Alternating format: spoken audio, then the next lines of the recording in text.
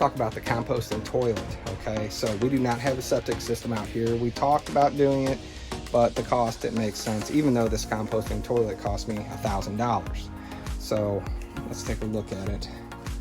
So right down here, you have a vent, okay? A power supply and like a computer vent that goes straight underneath the building. It connects to the side of the toilet over here. And there's another screen vent on the other side of the toilet there. This is the lid for it when you change it. I have a one-way valve right here for the urine. Instead of emptying it into a container and constantly having to drain it, this only goes down one way. Okay, so you lift up the toilet seat right there. It keeps a vacuum on it. So when you go number 2, you just open this up. And we don't put any toilet paper in there. We just put it over in the diaper genie. And when we're done using the bathroom, we just turn that. What's in there is cocoa rinds, and it just mixes in with your waste. And then when you're done with that, you just close it. We have a bottle of water and vinegar right there, and we just kind of spray things down when we're done, let it drain, and that's it. And then here's our diaper genie right there. We just put all our toilet paper and all that other type of material in there. So once this thing reaches full capacity, you undo it with these wing nuts right here and undo this right here. This is spring loaded, so it will lift right up. And then you put that lid on it, and you could just literally carry this around and move it to your composting pile. We haven't had to do it yet, and we've had it for 3 months. All right, guys, today we're in the bathroom and we installed the floor, right? And this pipe right here, which goes to our one-way valve for a composting toilet, as you can see, is not working. It doesn't have enough bite on it for us to screw this in right here. So what I'm gonna do is go downstairs, cut that off, reinstall this right here, run this up through the floor, okay? And then we'll be able to go from there and figure it out. It should be enough to get to there. Little quick update here. We had a little bit of a issue with our gray water line. So I'm gonna do some plumbing work here and hopefully I get it right this time.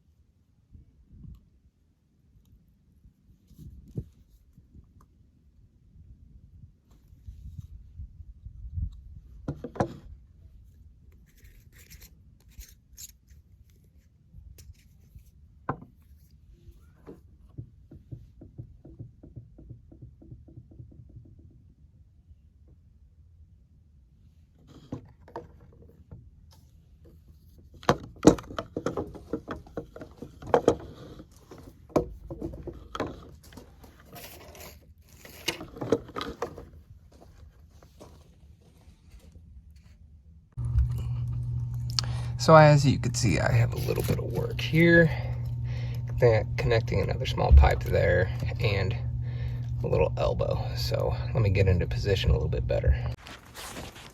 As you can see, the gray water line is a lot lower than the elbow that the sink drain is attached to.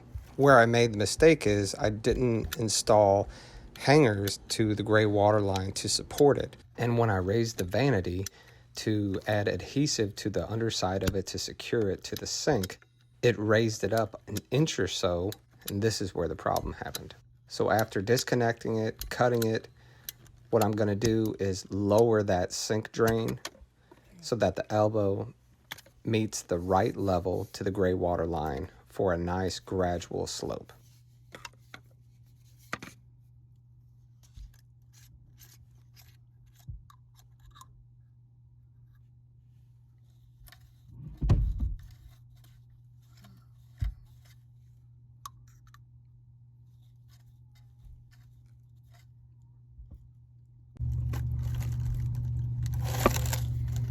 Okay, so we fixed this union so far. So let's move on to the next one. Okay, so I've ran this pipe down. This is where our urine goes into.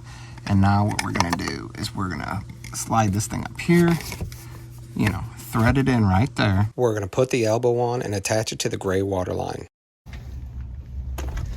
All right, we got everything hooked up, and underneath there, you see we had to put a little union right there because we couldn't move these pipes. Had to put it in an elbow. Everything looks really good now, and then we also installed a hanger, and it just took a little bit longer, but my helper Solen really helped out really good today. So everything's looking good.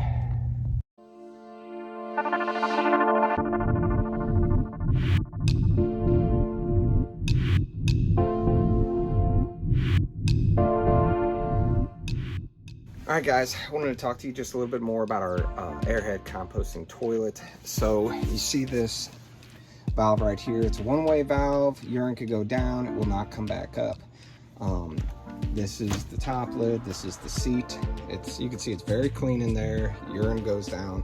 Those two holes in front, and when you want to do number two, you just open up the trap door. Okay, your aim's got to be pretty darn good.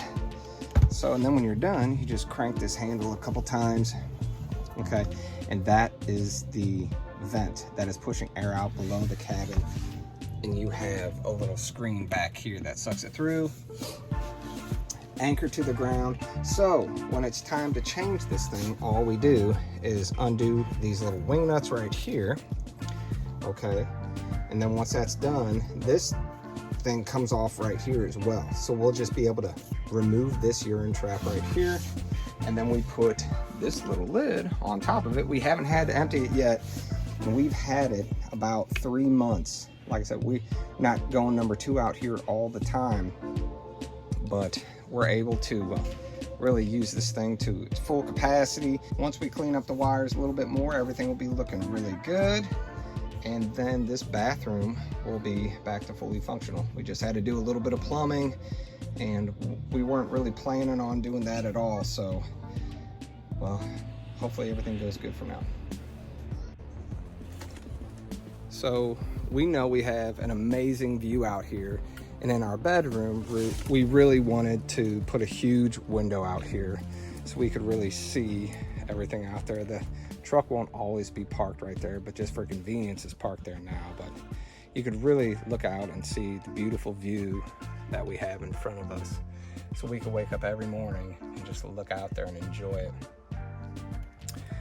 The bed that we have is, I believe it's a full-size bed.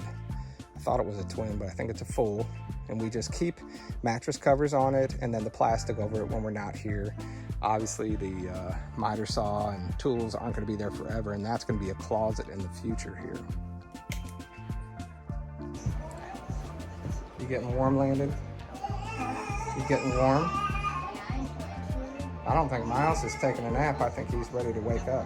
Also, Dad, is there a way you can add a minimum fire code because the fire's kind of dying out? This thing has a 3 log minimum, maybe 4. See? Let's shut this door right here.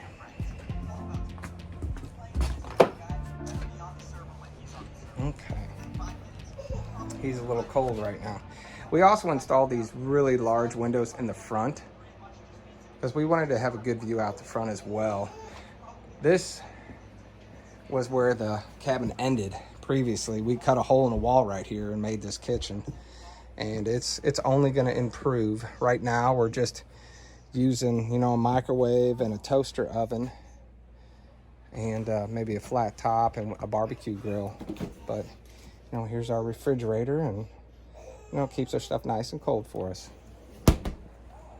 I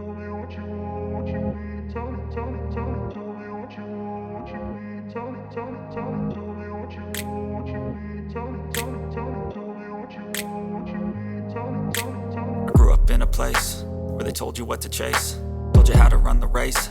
Every move was on the page, but I didn't like their way. Had to fight and misbehave, had to find a way to change, had to leave to find my way. Caught up in a daydream, I beat my mind up there almost daily. It's how I pass time, no opinions safely. It's how I understand what I want in this place, see. Cause everybody wanna tell you bad things, what could go wrong, what fame brings. But success is a finicky thing, and if you ain't sure, no, it'll never be. I don't wanna let myself down, myself down. I don't wanna let myself down, myself down.